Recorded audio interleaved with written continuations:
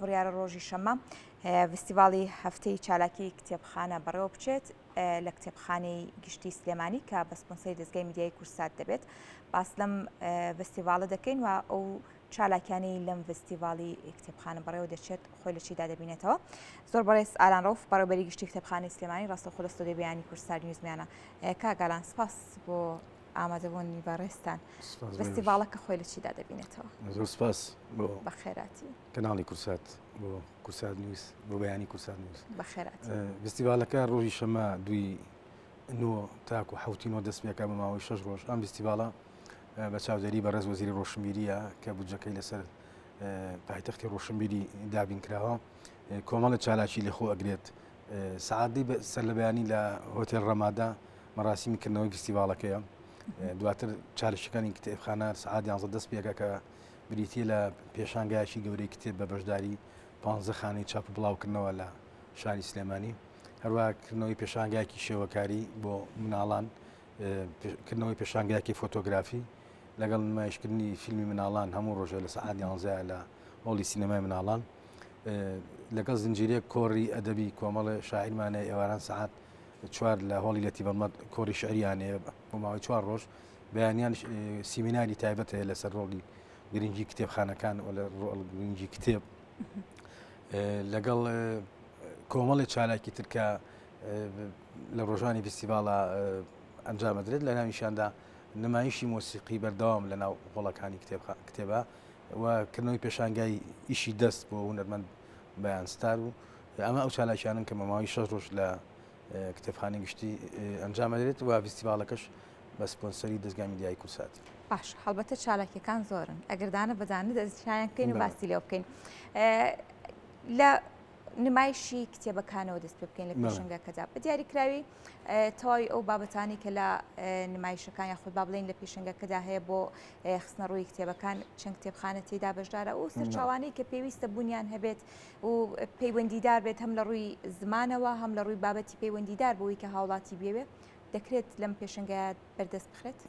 ئەو بێگومان دەستگای چاپ و پەخشی کتێب لە سلێمانی و لە کوردستان زۆر زۆرن. ئەگەر تۆ بتوانی هەمویان بەشداری پێ بکەی ڕەنگە شوێنەکەمان گونجانەوێت کە بتوانین هەموو ئەو خانانە بەشدار بکەن، بەڵام ئەو 15 چاپخانەی کە بڵێن ئەو ناوەندە ڕۆشنبیریانی کە بەشدارن ئەوانن کە بەتوانین بڵێن نخبەکانی خانەی چاپ و بڵاوکردنەوە لە شاری سلێمانیا و کتێبەکانی شەمە زۆرن لە هەموو بابەتەکانی تایەوە ئێمە ئاگادارین کە کۆبنەوەمان لەگەڵاکردن و باسییان کردووە لە هەموو بوارەکانی تایە، لە ڕۆمان، لە شێعر، لە فکر، لە هەموو بابەتانی کە کتێب ئەگرێتە خۆ لە پێشەنگاکایەوە ماوە چەند ڕۆژە داشکاندنیش هەیە. ینی ئەمە فرسەتێکی باشە بۆ خوێنەران و سەردانیکاران کە بتوانن سەردانکەن بۆی کە لەو چەند ڕۆژە داشکاندن بۆ کتێبەکان ئەکرێت. لەگەڵ بۆ یەکەم جاریش کە ئاگۆگا ڤیژن بەشداریەکە لەو فستیڤاڵە کە بریتە لەوەی کە کتێبی ئۆنلاین، ینی کۆمپانیا کە تازە دروست بووە لە شاری سلێمانی کتێب بە ئۆنلاین ئەفرۆشێت. لەوێ بۆ یەکەم جار نمایشی بەرەمەکانی خۆیانەکەن و خەڵک ئەتوانێت ئیشتراک بکات لەگەڵیانە. بەگشتی ئەوە ئەتوانین بڵێن هەر ئەوە هەیە لە ناو پێشانگای کتێبە و بە زمانەکانی کوردی و عەرەبی ئینگلیزیش کتێب لە ناو پێشەنگەکە هەیە. باش، هیچ مەرجێکە بوو بۆ بەشداریکردنی ئەو کتێبخانانە یا ئەو دەستگای چاپ و بڵاوکردنەوەوانە لە تا لەم فستیڤاڵەدا بەشدار بن؟ ئێمە هیچ مەرجێکمان نەبوو بۆیان، بەڵام ئێمە توانیمان هەر ئەوە بانگشتی ئەو پێشانگایە بکەین. ئەگەرمان توانیان زۆر لەوە زیاتر بەشداریان کرد، بەڵام بەرێکە شوێنەکەمان شوێنێکی ئەوە گەورە نییە بتوانین ئەو هەموو خانانی جێگەکەیتەوە، بەڵام ئەم 15 خانی چاپ و بڵاوکردنەوەش ئەتوانم بڵێن ینی لە تۆپی ئەوانن کە لە سلێمانی کتێب چاپەکەن. زایدەن کۆمەڵێ سێ چوار کتێبخانە بەشدارن کە ئەوانە کتێبەکانی چاپخانەکانی تریش ئێنن کە بەشداریان نەکردو. ینی ئەو هینە هەنەیە، ئەو توانیانەیە کە هینەکانی ئەوەش بێن کتێبەکان و بەرەمەکانی ئەوانیش بێن لە پێشەنگەکە عەرزی بکەن بۆ فرۆشتن.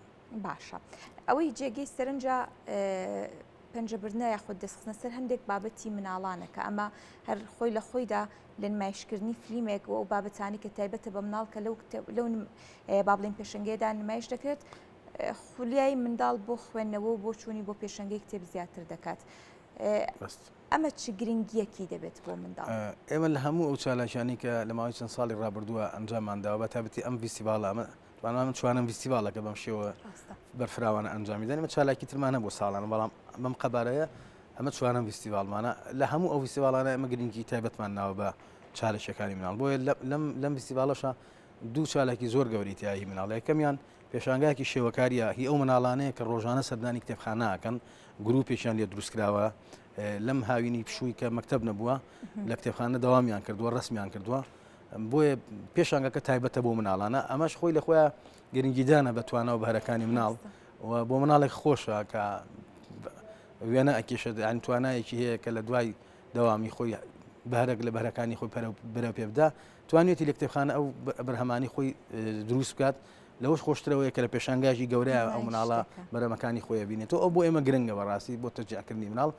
ئەوەی دومیان نمایشکردنی فیلمی مناڵانە لە هۆڵی سینەماکەمان، ئەمەش هەر بە بەردەوامی لەو چەند ڕۆژە کۆمەڵی فیلم بۆ مناڵان عەرزەکەین. داواکارین لە دایکان و باوکان ئەتوانن مناڵەکانیان بێن ڕۆژانی سعات 11 بۆ کتێبخانەی مناڵان لە شاری سلێمانی بۆ بینینی ئەو فیلمانە بەبێ بەرامبەر. هەڵبەتە جێگەی دەستخۆشیە. بابەتێکی دیکە تایبەتە بۆ سیمینارانەی کە لەم چەند ڕۆژەدا باس دەکرێت بە دیاریکراوی خۆی لە چیدا دەبینیتەوە گرنگی بوونی سیمینار لە پێشەنگی کتێبێکدا بە دیاریکراوی گرنگیەکەی چییە؟ بەڵێ سیمینارەکان خۆی دوو بەشە کۆڕەکان، کۆڕێکیان شعریەوە دواتر باسیەکەن، بەشێکی تریان سیمینارەکانە کە ڕۆژانە سەعاتدا لە دووەم ڕۆژەوە سەعاتدا لە هۆڵی لەتیڤەڵمە لە کتێبخانە ئەنجامەدرێت. بابەتەکان تایبەتن بە گرنگی کتێبخانە، ئەوە گرنگی کتێب، ئەنی ئەو بەڕێزانی کە بانگمان کردوون هەرێکیان لە بوارێکا قساکە. بۆیە ئەو بابەتانەشمان هەڵبژاردەوە. یەکەم لەبەری کە مەسەلەکەی مەسەلەی کتێبە، مەسەلەی کتێبخانەیە، پێشانگاکەش هەر لەوەیە. هەم ئەو سەردانیکارانی کە عاشق کتێبە نەتوانن بێن گوێ لە کۆڕ و سیمینارەکان بگرن، هەم بۆ فەرمانبەرەکانی ئێمەش گرنگە کە بابەتێ لەسەر کتێبخانە و ڕۆڵی کتێب ئەنجام بدرێت. چالێکیانی ترمان کە تایبەت بە کۆڕی شعری هەر ئێوارێک لە سەعات 5 لە هەمان هۆڵ شاعیرێکی بەڕێز بۆ ماوەی 45 دقیقە بەرهەمە شعرەکانی خۆی ئەخوێنێتەوە. ئەوەش یەکێکە لە چالێکەکانی تری فیستیڤال کە هەموو ساڵێک ئێمە ئەم چالێکە شعریانەمان هێناوەتە ناو فیستیڤالەکەمانەوە. باشە کاگالان هەڵبەتە لە ڕۆژی شەمە تا پێنجشەمە دەست پێ دەکات. دیاریکراوی کاتی سەردانیکردنی هاوڵاتیان لە کاتژمێر چەند بۆ چەند دەتوانن لە ماوەی ئەو چەند ڕۆژەدا بێن سەردانی کتێبخانەی گشتی بکەن بۆ بینینی هەموو ڕۆژە سەعاتدا دەی بەیانی هەتا حوتی ئێوارە پێشانگاکانی کتێب و شێوەکاری ئەوانە کراوەتەوە.